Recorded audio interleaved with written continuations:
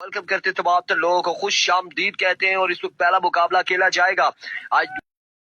एक मिनट जी जानी भाई इरकाम सली वालेकुम अस्सलाम। मैं था मुगल इस बार शॉट खेले और कमाल खेले, बॉल गया बाउंड्री लाइन से बाहर। 6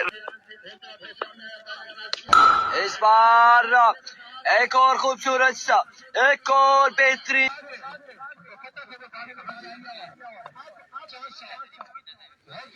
Here comes once again Sufiyan, इस बार बिल्कुल बल्ले के नीचे बॉल दिया और अब की बार बॉल गया बाउंड्री। once again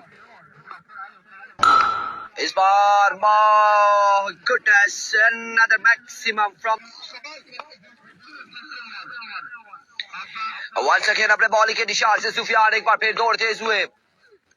इस बार भी जाइए लेकर आइए एक और छक्का, तीसरा बड़ा छक्का यहाँ पर आएगा जलाल खान के बल्ले से। इस बार फिर से हवा में खेले फील्डर मौजूद अब की बार और मैच तमाशाई का किरदार अदा करते हुए